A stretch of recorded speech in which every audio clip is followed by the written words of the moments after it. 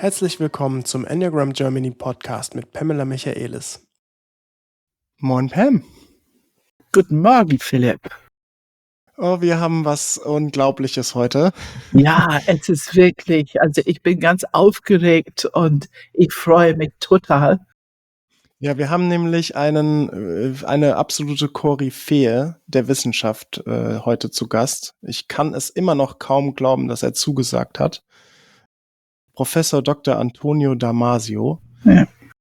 Wir haben immer mal wieder seine Arbeit referenziert, unter anderem mit den somatischen Markern. Ich weiß, dass du das Zürcher Ressourcenmodell sehr wertschätzt. Ich auch. Und wir nutzen es tatsächlich auch in der Ausbildung, in der Coaching-Ausbildung, als einen Baustein. Und das unterliegt auch seiner Arbeit, nämlich den somatischen Markern. Und er liefert ein Fundament. Das ist ja, was ich immer auf der Suche bin. Er liefert ein wissenschaftliches Fundament für diese innere Arbeit, die wir machen mit dem Körper. Ich meine, wir machen das schon so lange, wir wissen, dass es funktioniert. Wir haben so viele Menschen erlebt, die es auch bestätigen, du und ich auf jeden Fall dabei. Aber trotzdem ist es so wunderbar, einen Wissenschaftler zu haben, der im Grunde kleinschrittig erklärt, was passiert da eigentlich gerade im Körper. Mhm. Also dieses Wort Homöostasis werden wir gleich hören von ihm. Und also ich kann gar nicht sagen, wie viel Freude ich erlebe. Ich habe sein neuestes Buch gelesen und ich kann gar nicht sagen, wie viel Freude ich erlebt habe. Immer dieses Déjà-vu-Fühlung. Ja, genau.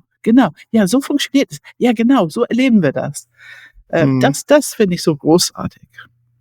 Und wir werden viel Arbeit machen, das aufzuschlüsseln. Ja, ich sehe schon, du bist ganz begeistert. Ich wollte gerne noch mal, bevor wir da uns in unserer Begeisterung verlieren, noch mal eine kleine Übersicht geben. Also wir machen jetzt das Interview mit Antonio unter anderem zu seinem neuen Buch. Auf Deutsch heißt das Wie wir denken, wie wir fühlen. Und der Untertitel ist Die Ursprünge unseres Bewusstseins. Auf Englisch Feeling and Knowing, Making Minds Conscious. Und da Antonio Damasio nicht unbedingt, er kann zwar 4 Sprachen tatsächlich fließend, aber wir werden auch erfahren, was seine Beziehung zu Deutschland ist, beziehungsweise wie er da irgendwie mit zu tun hat. Aber Deutsch kann er nicht. Das heißt, alles, was jetzt folgen wird, ist eine Konversation in Englisch. Pam und ich sprechen Englisch, er spricht Englisch. Das wird ungefähr fast eine Stunde gehen, nur das Interview an sich.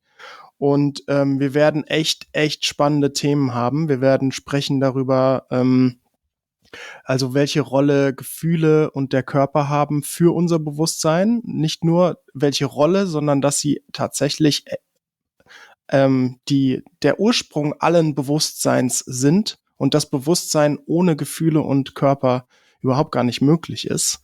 Großartig. Ja. Großartig. Ja, und dann werden wir ein bisschen unterscheiden, was sind Gefühle und Emotionen. Wir werden über Verletzlichkeit sprechen, über Interoception, ein Wort, das wir in Zukunft ganz bestimmt mehr beobachten werden. Absolut. Ich bin ganz begeistert von diesem Prozess. Ganz begeistert, ja. Wir sprechen über Suppe, aber dazu sage ich mal nicht mehr als das. Ja, genau. Wir sprechen darüber, wie Kopf und Körper kommuniziert in einem bidirektionalen Konversation.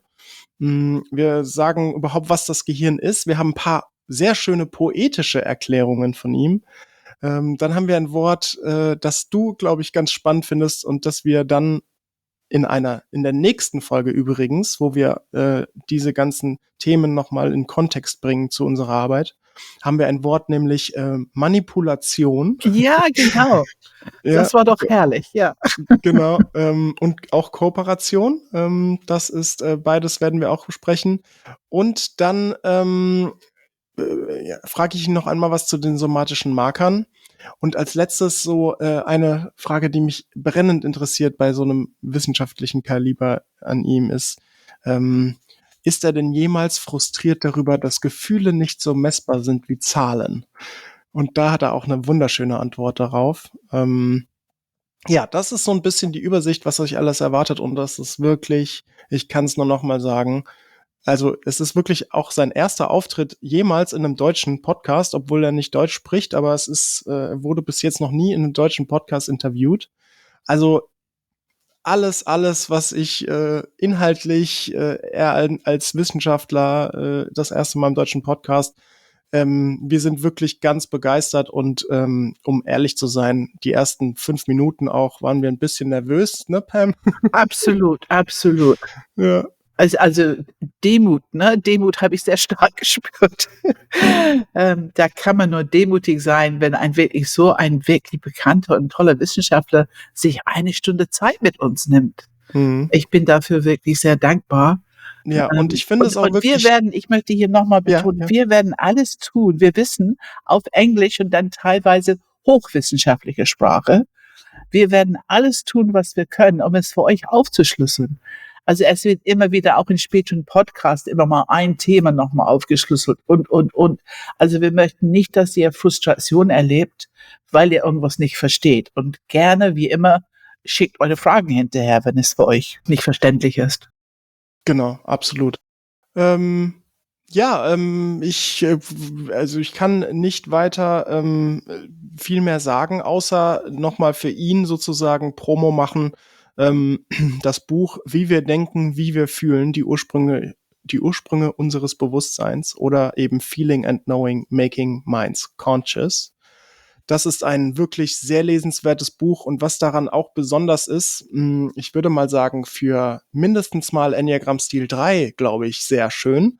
Es ist ein sehr effizientes Buch. Es hat tatsächlich nur 250 Seiten und trotzdem ist es an inhaltlicher Dichte und Erklärungstiefe und Erkenntnissen überhaupt deswegen nicht weniger wert. Im Gegenteil, ich glaube, er hat wirklich seine normalerweise 400 Seiten langen Bücher. Er hat es echt geschafft, das Ganze trotzdem richtig, richtig gut rüberzubringen. Und er erklärt akribisch, warum Effizienz für unser zentrales Nervensystem ein so wichtiges, zentrales Thema ist. Auch das musste die Dreier gefallen. Ja, ich glaube, es gefällt aber auch anderen Enneagramm-Stilen, die gefällt es ja auch. Und wir werden es jetzt, wir werden es dabei belassen und wir wünschen euch viel Spaß mit dem Interview mit Antonio Damasio.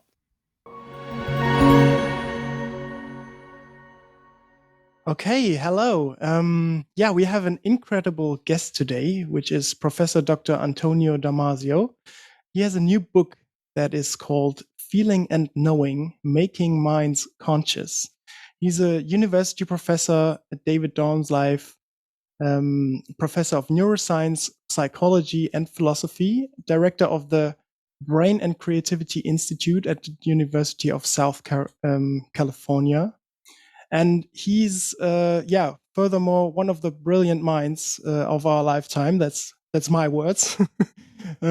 Because he's, in my opinion, not afraid to bring innovative approaches to science and bold topics also into science. And I find it quite fascinating. He has a 60-page CV that you can download. And only 28 pages of which are just selected articles, chapters, and his books. So it's really a lot of work that he produced over the years. And I found in your CV, Antonio, that one of your first works that you did were about language. And reading your book is quite beautiful and poetic, I must say. So I'm interested in what fascinates you about language. Everything fascinates me about language, and it's interesting that you bring that up. It was, in fact, the beginning of my career, and there were a number of reasons why it went that way. One is that I was under considerable influence of a major researcher in neuroscience, a famous neurologist by the name of Norman Geschwind at Harvard. And when I really began my career in the United States as a student at that point, it was long before I finished my medical degree, let alone my PhD. I was in Boston, I was in Cambridge specifically, I was working at MIT, but I fell under the spell of this man who was revealing, through studies of brain lesions, was revealing quite a lot of the structure of language in the brain. And since I was fascinated by languages anyway, because I grew up with Portuguese and with French very rapidly, and then English, and I was mesmerized by the powers of language, I thought that was going to be my career, and it confirmed my choice of neurology as a discipline to study, because clearly there were great opportunities studying patients with brain damage in specific sites. There was a great opportunity to understand how the brain was organized relative to a certain function. And that was certainly the case with language. So that began my fascination with that topic. And for many, many years, both myself and my wife, Hannah, who was actually, we met in medical school, and she had at the beginning some interests that overlapped. We studied a lot of language and lesions in the brain that were related to language. So there was a very interesting period. And of course, it did not predict at all that eventually I would also become very interested in affect and eventually in consciousness. So it was a curious beginning. It also had everything to do with my background. I was interested in both film and literature, and I was interested in literature again in different languages. In the case of my wife as well, when I met her, it turns out that she's half Portuguese and half German. So there was one more language to play with. I rapidly stopped. The German I knew, I either forgot or suppressed, because every time I opened my mouth in German, she would say, "Oh my God, what horrible accent, don't even say it." So I stopped saying any word in German.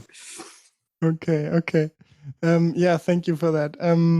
So now we are several years later, and in your book, Feeling and Knowing, you talk about consciousness. And I think the main idea, and in my words, the shortest way possible that I could break it down is that consciousness is embodied. Would you agree with that statement? And can you please explain what that means? I would agree generally, although I think that the word embodiment and embodied are being used very often, and sometimes I don't know what people really mean by it. But I presume in your case that you're using it in the best possible way. You're calling attention to the fact that consciousness has something to do with the body, and that would be perfect for me because it does. And the link in the book is through the fact that feelings are through and through events, biological events that reflect the state of the body. And because feelings, it turns out to be, in my theorizing, are the cause and the way of explaining consciousness, then I think it's perfectly fine. So I think the relation to the body is critical.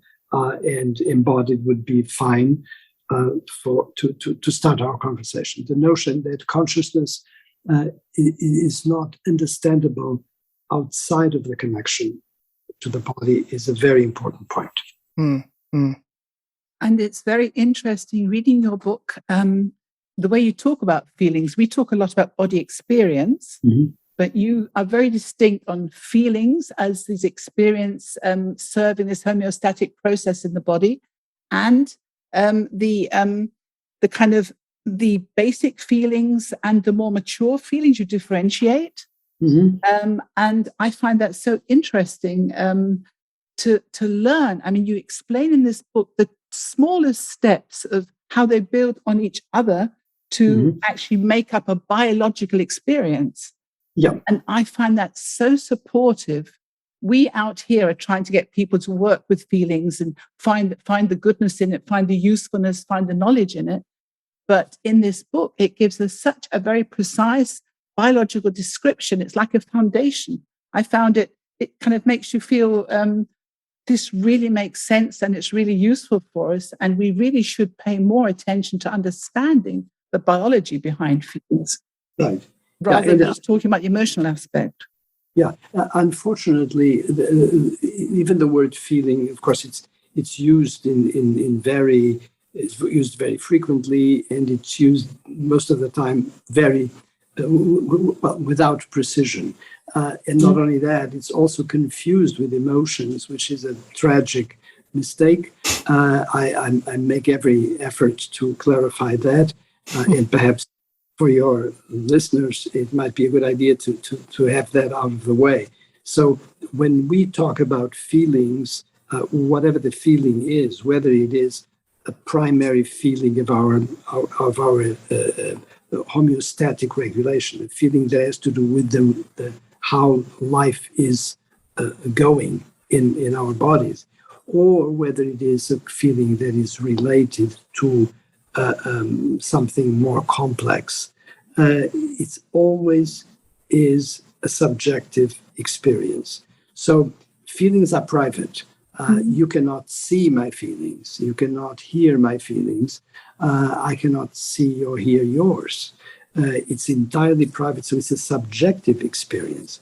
Whereas emotions, and the very etymology of the term explains that or points to that, emotions are actions. Emotions are theater. Emotions are things that you can do with your face and with your body and are public. Everyone can see them. If I emote, either by laughing or crying, I am in the public space, and you know, I may be false, I may be lying about my emotions, but they're public. So you cannot have two more different things. Emotions as public acts, collections of acts, and feelings as subjective experiences. And of course, it is because feelings are about subjective experiences that they can eventually be the base for consciousness, because consciousness, of course, is about a private event.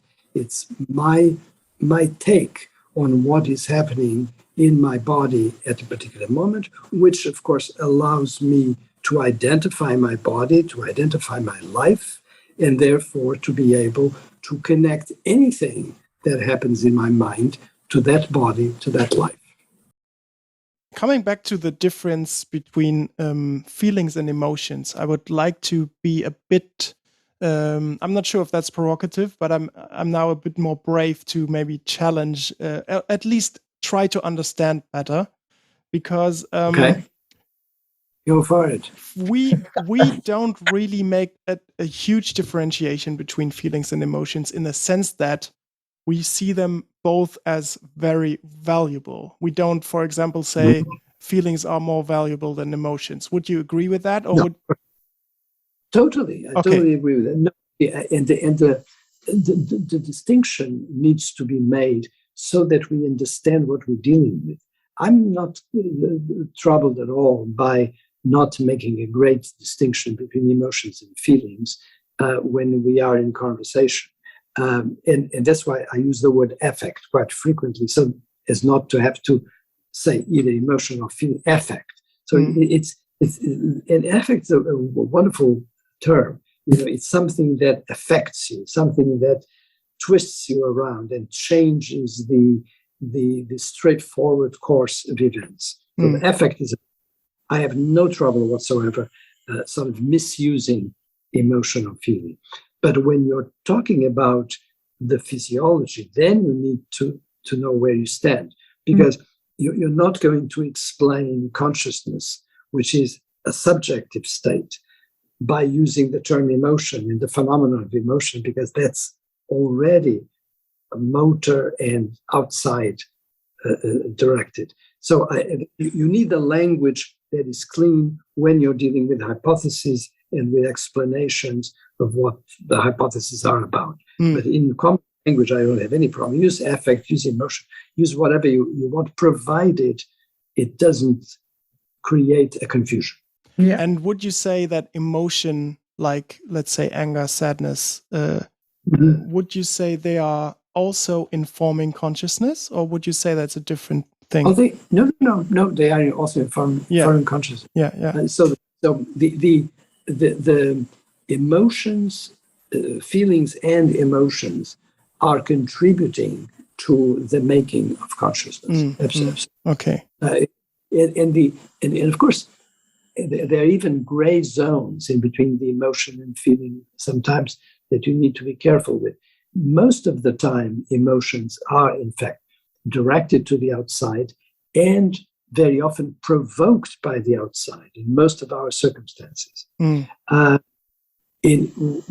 Feelings are different. But then, of course, you end up feeling the emotion. So you end up in this, whether it is you generate consciousness by feelings of the body primarily, or feelings of emotions, which are also feelings of the body. Let me explain to you why, and then this will make it clear for you. So when you have hunger, thirst, desire, pain, well-being, phenomenally full of energy and so forth, those are clearly things that are happening in your body, and you feel them. You sort of portray them in the feeling. When I now say something that makes you laugh, you had just a sort of mini emotive event. You laughed when I talked. What I did was give you an idea. That idea actually acted on regions of your brain that can trigger an emotion. And they did trigger an emotive pattern, which had to do with your face, with your laughter, with the way your breathing was operating. And that was that little mini emotion, which was directed to the outside and was exterior. However, as that happened, your own body changed because you could not do movements of your mouth and laugh and so forth without changing your body. And your feeling of emotion is going to be the feeling of how your body changed. So whether it is the spontaneous feeling of your interior or the provoked feeling that came via emotion, it still ends up being in the body, and the body gets transformed. And feeling is always about body transformation. And that is going to lead to consciousness. So you always end up in the same place, which is the possibility of consciousness, but through very different mechanisms. And so you really want to understand the detail, you better know that these are different things, and you better know this physiology that I just described. But the end result from the point of view of consciousness is the same. You're going to be conscious of yourself because you are undergoing a state of the body that has changed. Thank you. That's very clarifying for me. Thank you. Good. Thank you very much. And I provoked another emotive response from you. Yes. More consciousness for you. Yes. And it continues. I heard you saying in a video, we must appreciate the beauty of biology and evolution. And that really resonates with me. That's something I thought so often, if only people could really appreciate that. And what I find fascinating in the book is that you lead from the feelings and the emotive reactions, you lead to knowing, and you lead to consciousness. So it's this kind of process that you describe. Right. And I find that very beautiful. Yeah, it's very, very important to realize that when you have even the simplest of feelings, which have to do with your basic life regulation. So take something like hunger or thirst or well-being or pain. These are very, very basic feelings, and they are the ones without which you cannot survive. But even deeper than that, you cannot be. You are exactly because you have access to those feelings. And the other thing that is very interesting, and it's the fact that they're continuous. So once you are awake, and assuming that you are not under anesthesia, or somebody did not knock you over the head and plastered you on the floor, you are continuously feeling. And this is, I find, an extremely beautiful thought, but it's not just a beautiful thought, it's an observation that is real. Once we are awake, we have this continuity of feeling. that is simply expressing the fact that you are alive. Things are ticking in your life, in your body, and every once in a while there's a fluctuation. That fluctuation can be that you go from, having a relatively neutral state in which things feel well, nothing to report, or suddenly you feel very well. You have something that provides you with pleasure, and that can be something that you eat, something you drink, something that you see, and that causes you to emote, and because of that, feel differently. So the well-being, the pain, the hunger, the thirst, the desire, all of these are fluctuations on that ground, that continuous ground, which is our life ticking away. And of course, it is because they are continuous that you have this spectacular opening into the phenomenon of consciousness. So it's not that you are conscious only when you are hungry or thirsty or when you have pain. You're conscious all the time. And you're conscious all the time because you have feelings all the time. And what are feelings doing? They're informing you. They are, in a very subtle way, sometimes not so subtle, they're saying, hey, this is you. You gain the knowledge that your life is there and that your life is going well or very well or not so well. If you have pain, it's not going very well. I would like to use that as an off point for something that might be related to this, the topic of subjectivity and vulnerability. Can you please say what feelings have to do with vulnerability and also subjectivity? Well, in terms of subjectivity, feelings are, by definition, according to our observations, they are subjective because they are in the subject, they are in your mind, they're internal, so they are through and through, they're the poster boys for subjectivity. In terms of vulnerability, of course, feelings make you vulnerable. It's not that sometimes they make you vulnerable, but other times they exhibit your vulnerability. For example, when you are thirsty or hungry, feelings are telling you, look, you depend on this. If you don't have energy sources brought into your body, you're not going to survive. You're going to die. If you have pain, it's telling you that your body is not made of steel. It's made of highly combustible and degradable materials. And if you don't feed that body, if you don't treat it well, it's just going to get sick and disappear. So feelings are sort of a constant, especially homeostatic feelings, are a constant reminder of how vulnerable you are and how different you are from, for example, a robot that can produce very intelligent things and has all sorts of prowess from machine intelligence, but you are not. You're a very different kind of creature. You're vulnerable. And then, of course, there's at a much sort of broader social level, feelings also make you vulnerable in a rather interesting way because, for example, suppose you are in the middle of a negotiation with someone else. You're a businessman and you're negotiating for some kind of deal.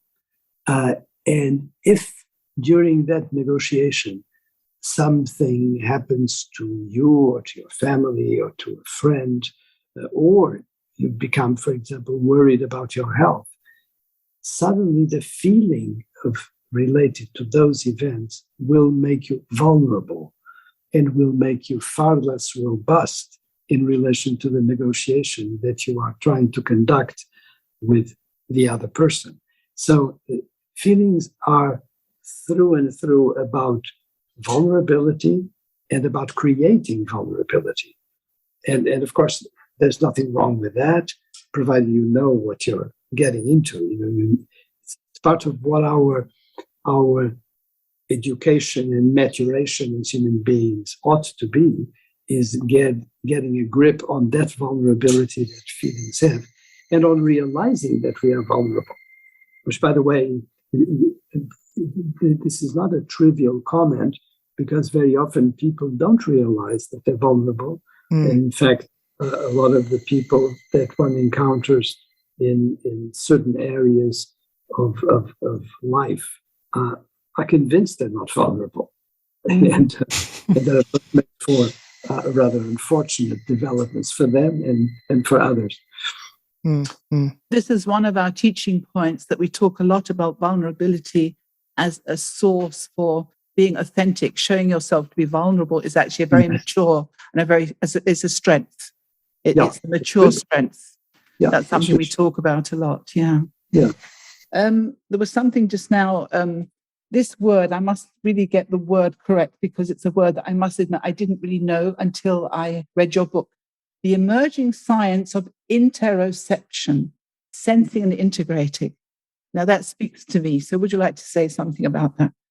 Very good. So interoception, it's interesting. It's a technical term. It actually comes from neurology and neurophysiology. And it has to do with the part of neuroscience that relates to the process of perceiving the interior. And you have, actually, there are three areas that you can put side by side and compare. One is exteroception, and as the name implies, it has to do with perceiving the outside world. So right now I am using exteroception to perceive you on my screen, or if I look out and look at the scenery outside my windows. So that's exteroception, and it includes all our famous senses: vision, hearing, touch, smell, and taste. Then you have another one that most people never heard about, which is proprioception. And proprioception, with proprium, having to do with your own body, your own structure, has to do with the sense that we have of movement and of our own muscles producing movement as they make bone sections move about in space. So if I tense my muscles, or if I get up and walk, or even right now as I'm talking, I am activating sets of muscles in my face, in my mouth, in my tongue, and so forth. All of that is conveyed to the central nervous system through proprioception. And then there's this marvelous other world, which is the interoception. And as again the name implies, it's about the interior. Now, what is very interesting is that these are worlds apart in terms of the physiology. Exteroception and proprioception are very modern in terms of evolution. They were the ones that came late in the story. Most creatures that are living and exist in evolution didn't start out with having brilliant eyes like we do, capable of great feats of plotting the outside world in terms of color and depth and overall structure, or the feats of hearing that we have. Most creatures were very simple, and they were able to sense certain things in the outside world. They were able to move in simple ways, and mostly they were about the interior. That's almost all there was interior to early creatures. And so when we look at ourselves, we see proprioception and exteroception highly developed, very modern pieces of engineering, biological engineering, and interoception is something that is very old-fashioned and is very deep and uses the simplest and most primitive of neurons. So the neurons that allow us to feel and deal with interoception are very old vintage. For example, they don't have myelin to cover their axons. They're poorly insulated. They can accept molecules, chemical molecules that are around them and influence them. This is very important. This is exactly the heart of my conception of what feeling and consciousness are. And that's the fact that interoception is this sort of, I'm not going to call it dirty, but this messy world. It's not the brilliant, beautiful, chiseled world of visual perception. It's a messy world where everything that has to do with the body and per se, and everything that has to do with the nervous system gets confounded and messed up. That's why I use words like commingle and words like interaction, because that's what it's a soup. And our feelings come out of this sloppy, dirty soupiness that joins our bodies with our nervous system. Yeah. We talk a lot about the people being able to go inside and come in contact with the inner chaos. And I think you just displayed it beautifully. Very good. Philip. Yeah, I would like to use that commingling, that word. I use that as a cue for a topic that I'd like to hear your thoughts on. I heard you say that the conversation between brain and body are a two-way conversation. Can you please elaborate? Correct. Right. So it's very interesting because most of the time the process don't run that way. So, for example, when I'm looking at you now on the screen. You're there. I'm here. And although I can picture you, I can represent you in my brain, there's no way that you actually interact directly with my brain or with my body. But when I am feeling something, when I have for example, some part of my body that has a wound, and then I feel pain, the wound is in the body. It's something that didn't go well in the body structure. And the nervous system is inside the body that has that wound. The two things are in the same, they can interact directly. And you can have, for example, signals that are coming from the area of the wound into the nervous system. But the nervous system can immediately respond to that and change sort of the picture of what is being taken of that wound. So there's a possibility of interaction.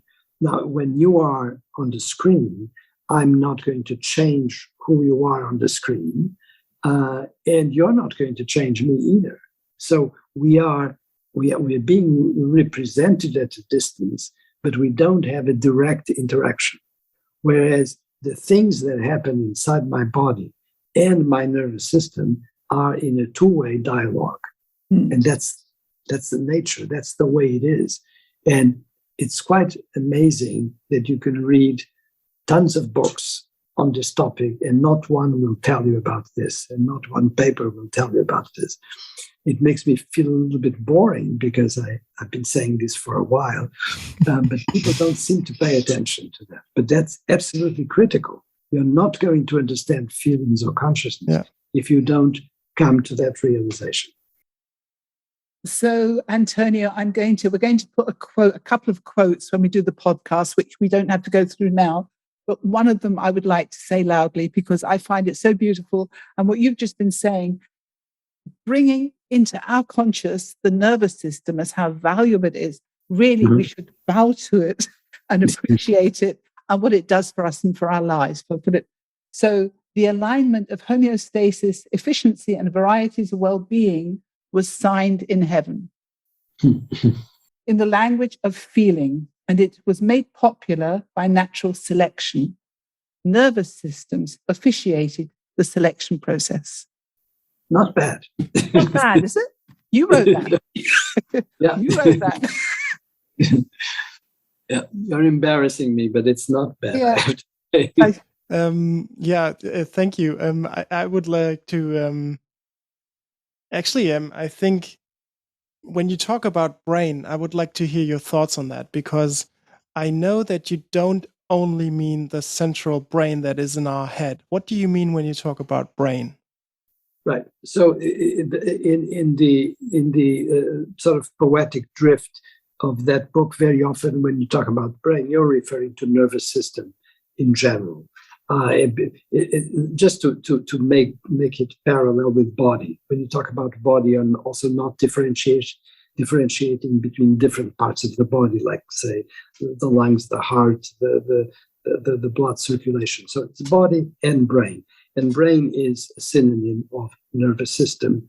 And of course, as you know, it has all of these different departments, everywhere from the cerebral cortex to the basal ganglia, to the nuclei of the brainstem, the spinal cord, and the peripheral nervous system, which is, of course, the way in which the body communicates most directly with the nervous system, is through all of these different nerves, again, very old, that come into ganglia, come into the spinal cord, come into the trigeminal ganglion. And so brain refers to all of that. But then when you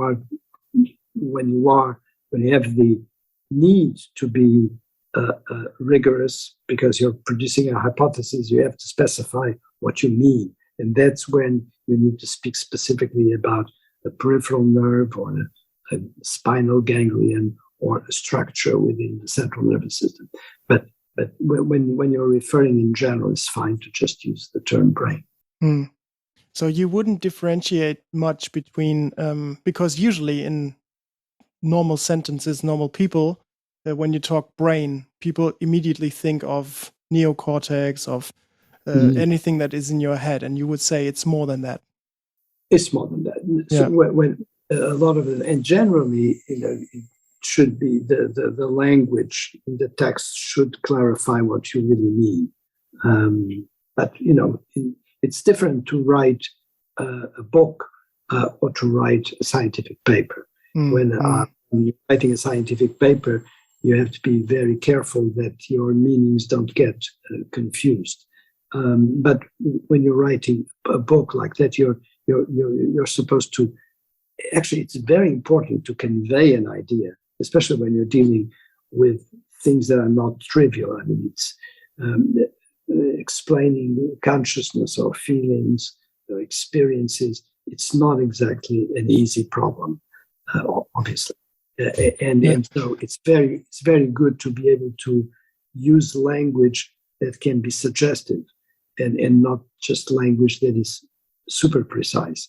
There's a trade-off between the precision and the richness and suggestion of the language. I think your book, it seems it's almost like a feeling and knowing, by the way, just to say it again, by Antonio Damasio. It seems like it's almost like a summary of your life's work. And I know that you wrote it quite short, like made it as short as you could, and then breaking down, but still, I think, highly complex topics, and then breaking it down to very clear ideas, and then combining it with your latest research. So I heard you say in another podcast that you refer to the body as a portable theater and to feelings as a continuous musical performance that never stops. I think this is put so nicely, and already people can hear how poetic this book is going to be. So can you please elaborate on that? The body as a portable theater and feelings as a continuous musical performance that never stops. Right. Well, the portable theater is a good idea because things are happening in it. You have all of these events that are taking place in the different compartments of your body, and the musical performance is actually something that can cut very deep, because one of the things that people have to realize is that feelings are about qualities most of the time. So when there's a quality of pleasure or a quality of suffering or pain or displeasure that is constantly appearing in a feeling. There are quantities as well, because you can have, for example, intense pain or not so intense pain. You can have an itch. You cannot describe these events purely with quantities. You have to describe them also with qualities. Quality is intrinsic to it, because most of the time it ends up being something in the direction of the good, quote unquote, or in the direction of the not so good. So there's a qualitative aspect that, again, introception is giving us constantly, and which sort of animates that permanent flow of life that we were talking about earlier. And it may have actually something to do very deeply with music, because music, to begin with, of course, you can have music that is sung when you have lieder and when you have opera, but the fundamental music appears out of instruments that have certain qualities in the sound, and it's something that, again, is sort of continuous in time, and so there's. I would be very surprised if music is not already an attempt and an exploitation of the possibilities that feeling gave to the people that first developed music, who were probably in some savannah or other in the world, and who discovered that with some reed they could make musical sounds, or they could sing. So feelings also as a source of creativity. Do I interpret correctly what you say to that? Well, feelings certainly as a way of discovery into music, but then definitely in relation to creativity, because they play in our creativity. Whatever we do, whether you're creating by having a sentence, a paragraph in a novel, or a poem, or a painting, or a sculpture, or an idea, you're always dealing with the manipulation of signs, so that it produces something that is of relevance to you or to somebody else. And that relevance, in the case of creativity in science, can be in the form of an idea. When it comes to art, it's in the form of an object that people will say, aha, this is beautiful, I love it, give me more. I love the way you use the word manipulation in the book. When I read it, I sort of hear that you're calling it, it's a kind of intelligence that the body has. It can play around with the parts and produce different products from it. Absolutely, yeah. And again, there are many different kinds of intelligence. We have the very simple intelligence, which has nothing to do with consciousness, which you can have in bacteria, for example, and it's covert. So the creatures that are intelligent, but they don't know that they are intelligent. They're just doing intelligent things. And intelligence always defined in terms of what is most advantageous to maintain life.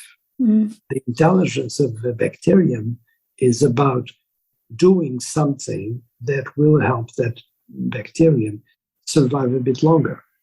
That's intelligent. But the bacterium never represented that act or that problem in its mind because it doesn't have one. So it's a very, very intriguing situation. It's so supportive for our work because, we come more from the psychological perspective, but we talk. So I love to use biology to help people to understand what's going on in their bodies and to motivate them to do some kind of, for instance, we do inner body work, we do body practice, we do breathing work, we do all sorts of placement of attention work, mindfulness. And it's just, I just think it's so valuable to understand the reality of it. I mean, it's real, it's biology, it's actually how your body works.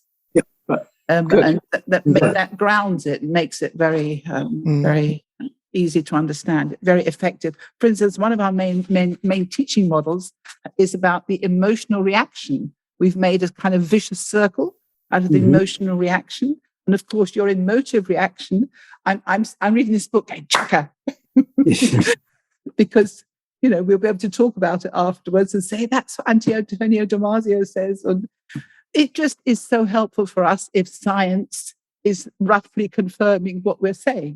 We like to be very authentic and very to the point.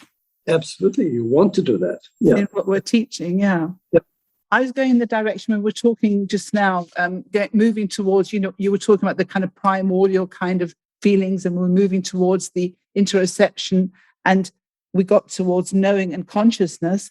And this interaction, I'm very interested in the role of cooperation. So cooperation, for me, that's why I began with the word manipulation. So moving towards cooperation, it has to do with the ability to adapt, to change, to move towards, to be able to cooperate with difference, with another.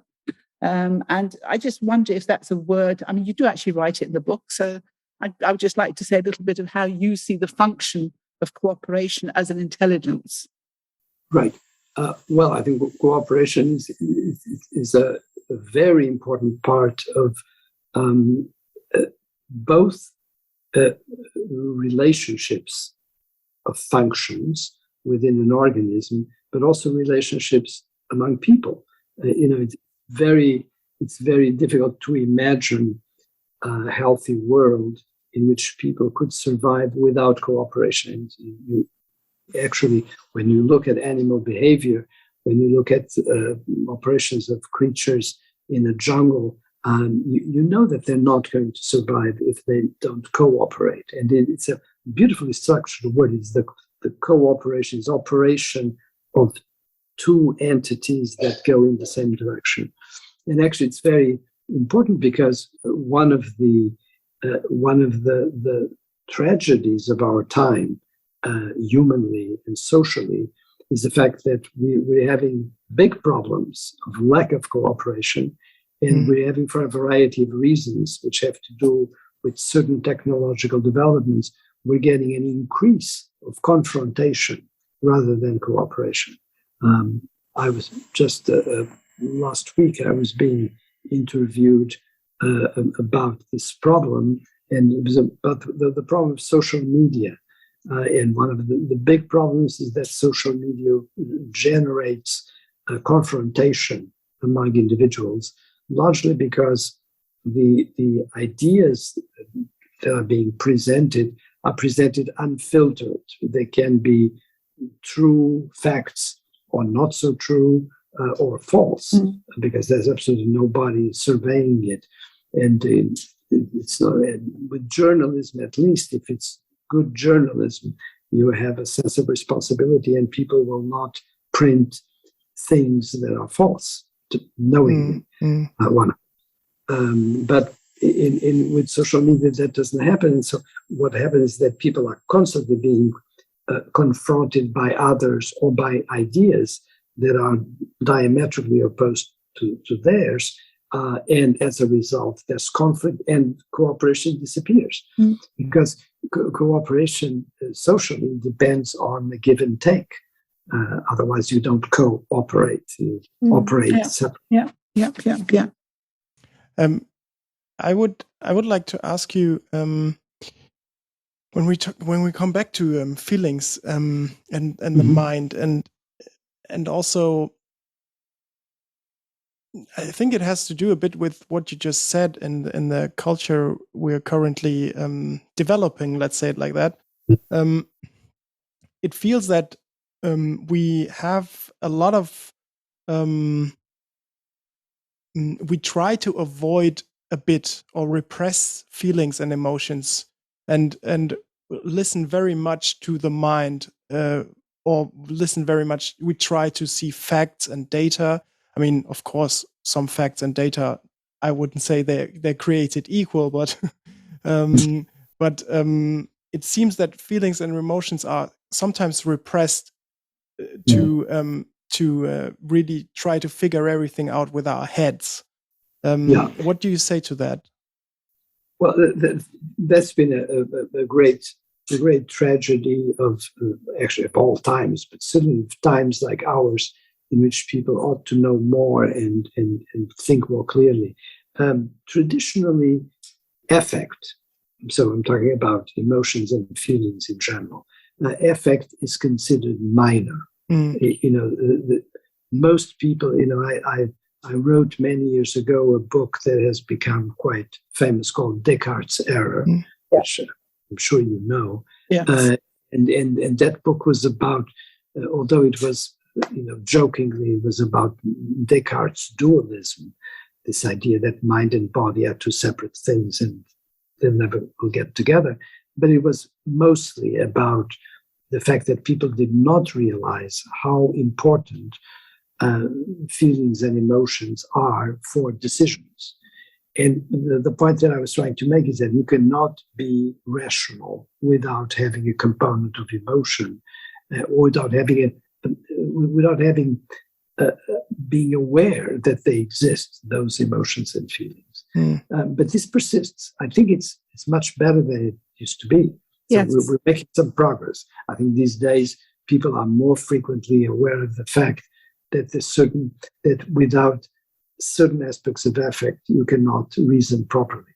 But actually, it's quite interesting. We have just we actually in the middle of a grant proposal, which begins by saying that the intelligence that has to do with affect is really the original intelligence. The intelligence of creatures prior to humans was fundamentally an affective intelligence, and it served them very well. That's why we're here. Otherwise, we wouldn't have been. And now we have this sort of layer over that has to do with rationality, and very often people just despise emotions. It's considered cheap or simple or weak. Weakness is part of it. But again, we're making some progress. But the idea is still there. It's still there. There are very few CEOs of great companies that would go out to their stockholders and say, we have to be more full of affect and cooperation. They would say we have to be more rational and more cold and to face. However, we are working on it, Antonio. We are working on it. We have actually, we have in our teaching, we talk about the mental, the emotional, and the body, the instinctive intelligence. And we have, are we going to say it, Philip? I think, yes, I think we will provoke you a little bit, Antonio. We say that the highest state of intelligence is actually the state of love, which means that the three intelligence centers are open and speaking to each other, cooperating with each other, and that we're allowing whatever results out of that, the kind of creative, it's usually creative and new, that the results out of this body state is the highest intelligence that we have at our disposal. I'm fine with that. I'm fine with it. Yeah. I was so interested to see how do you react to that. Oh no! Of course, I reacted. I love love. No, that's perfectly fine. Except that there is one. That is a sort of fuel and force that can propel you forward into a variety of creative activities, because you're not going to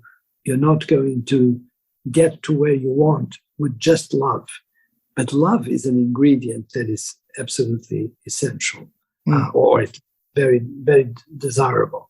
So I totally agree with you. I'm for it. Thank you. Thank you. I would like to ask you something that is actually not part of your book, but I would be very interested in how you relate all the teachings that you just did and in your book with feelings and consciousness back to the your somatic marker hypotheses. How does that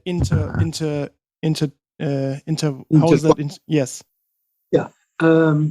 Well, it's perfectly compatible. The somatic marker notion came out of the desire to make clear to people that the action of emotions and feelings would come from the body and would serve as a sort of landmark to change the process of reasoning. So when you're making a decision, having something that comes from the body, which is therefore the use of the term somatic, and that marks a certain position, is important in the process of decision.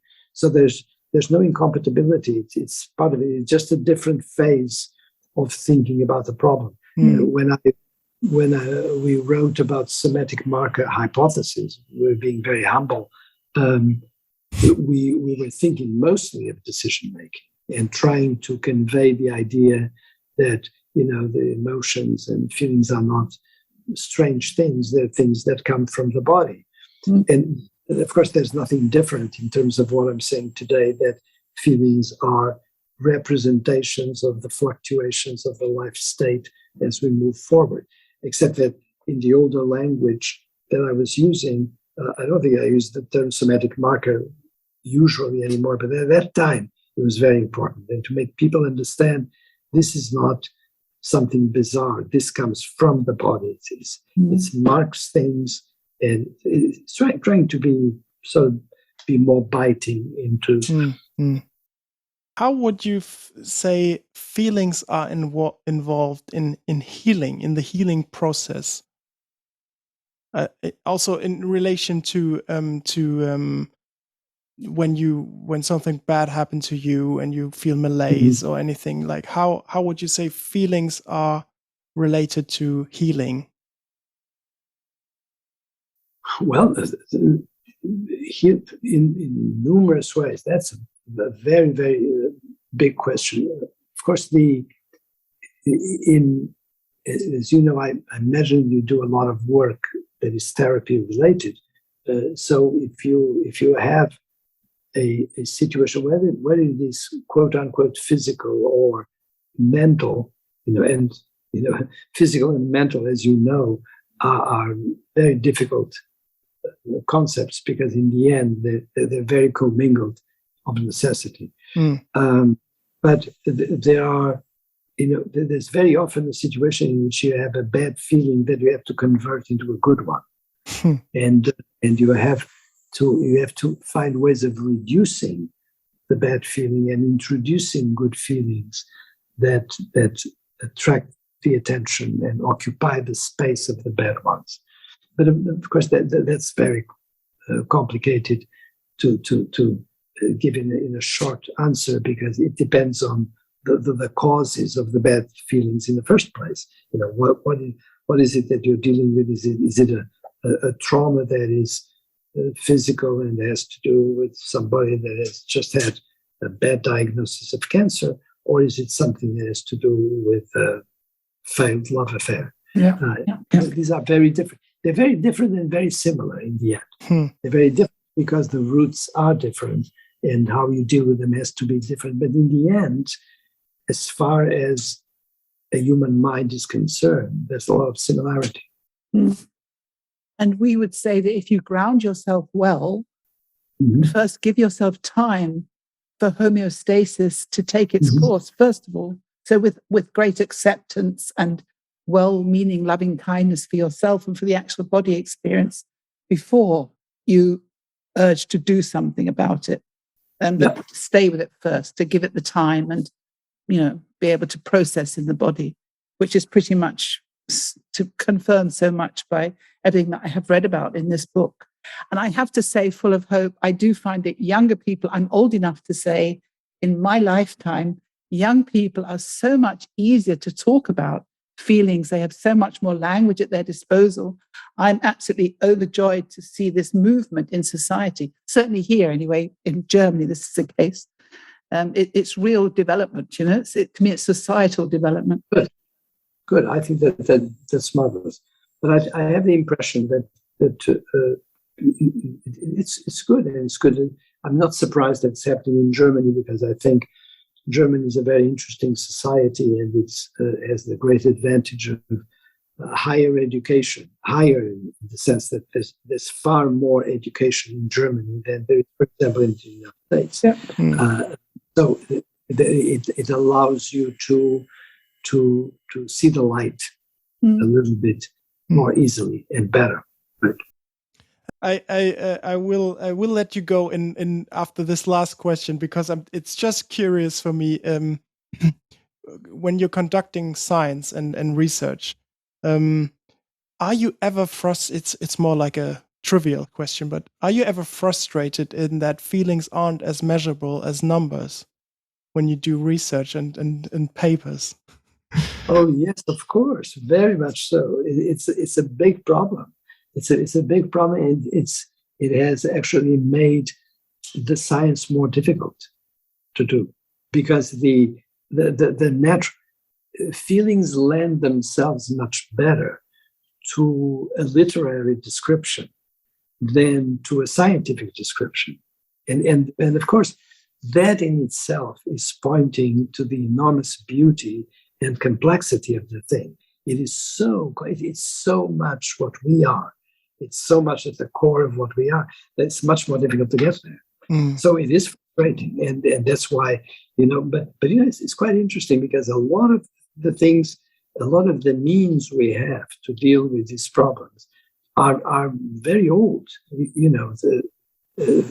A lot of the techniques in the laboratory are very old, and now we're trying to move into techniques that are more now that we know more about the biology. For example, one of the exciting things in this area is to do with I have a paper here that Hannah and I are just finishing, in fact, and it's a continuation of a paper that was published in Bioessays this year, and where we have a lot of details about the molecules that are involved, and the kinds of molecules and the kinds of nerve fiber and process that are involved in interoception versus exteroception.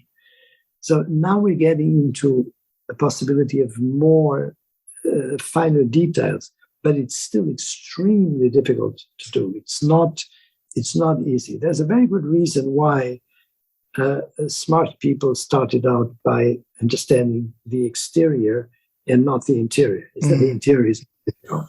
And one reason, maybe I'll leave you with this last thought. One of the great misleading ideas in contemporary neuroscience is that you could understand everything, including consciousness, just by studying the brain. And that's obviously wrong. You need to study the body, because that's where the brain is. And the brain is serving the body, not the other way around. And then it's much easier to study the outside world of perception than the world of the interior, because it's not just perception. It is that interaction, that dirty soup that I talked about.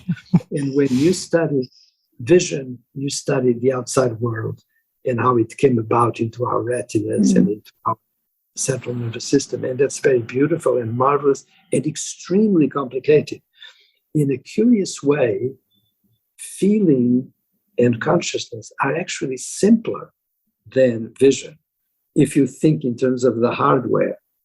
But of course, they're much more complicated because they're much more hidden, and you need to get at that. And if you don't crack that, you're never going to get anywhere. And that's why people talk about the hard problem of consciousness. And they say we can never understand this. And now there are people that are trying to resolve the problem of consciousness by studying matter. And there are incredible statements such as, all matter is conscious, which I have no idea what it means, but that's another story. And people are hiding from the problem by trying to peg it on things that really will not help the explanation. Okay? Thank you. Thank you very much for your time. Thank you very much for your work. Thank you. Yes. It was good fun. It was really good fun. Thank you. My pleasure. My pleasure. And send the word to my fellow Germans that Yes, we will. We will. Yes. We will follow up another podcast analyzing this one and bring it into context with our work so that it really does get transported. Very good. Good. Have a wonderful day. Be well. Thank you very much. You too. A wonderful evening, actually. Yes. Yeah. You have a beautiful day. Yes. Bye. I don't. We're expecting rain to last for 24 hours, which is a marvel for Los Angeles. It never rains, but it's gray, and we're going to have rain, which is a great feast. I'm very pleased. Okay. Be well. Okay, Thank you. Antonio. Thank you. Goodbye. Bye-bye. Bye-bye.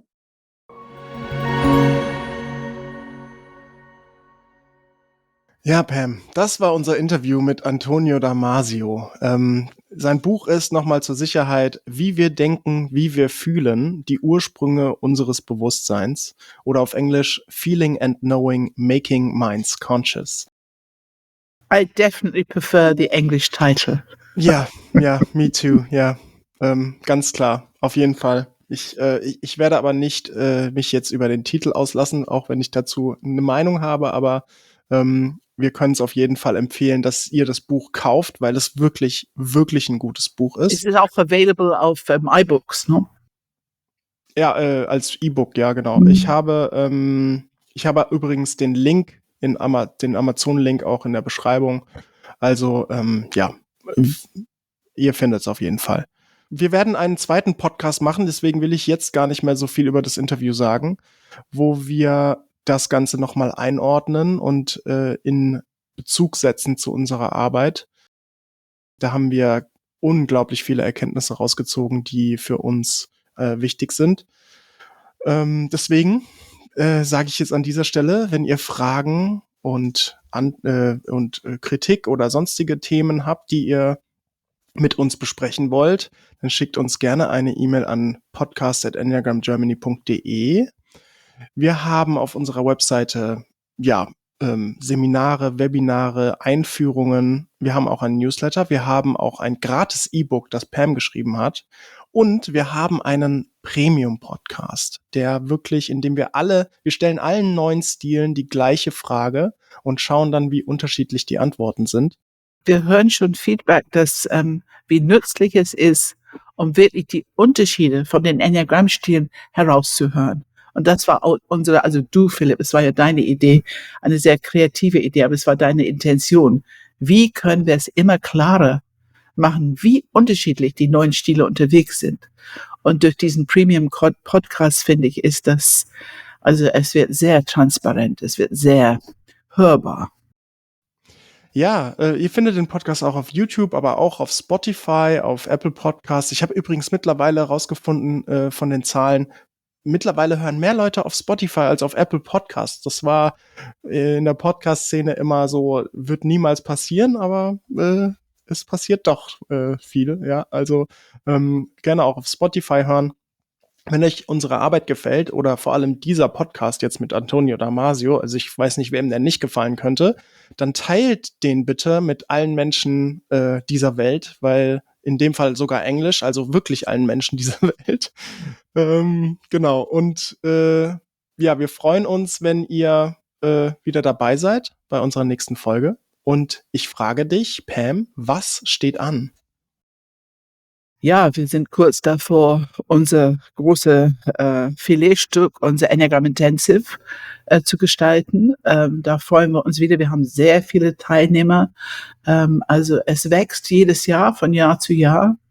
Und wir finden, dass das die Gelegenheit ist, um das erste wirklich begreifen, wie diese unterschiedlichen Enneagrammstile unterwegs sind und auch ihren Themen, ihre Grundlebensstrategie, die so unterschiedlich ist.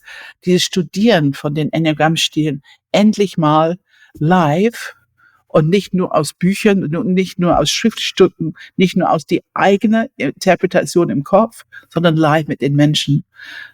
Und das ist Ende Mai. Und dann haben wir natürlich unser Beziehungsbaustein im Juli und unser Wachstumsbaustein im Oktober. Ich habe auch schon die Vermutung, mindestens im Wachstumsbaustein, und mal gucken, ob es in den anderen auch dabei ist, wird ganz bestimmt die Lehre von Antonio Damasio mit einfließen. Ja, absolut. Da bin ich mir ziemlich sicher, dass er da einen Effekt haben wird. Mit Sicherheit, ja. Mit Okay, Sicherheit. ja, danke Pam, das war großartig. Vielen Dank. Ja, danke.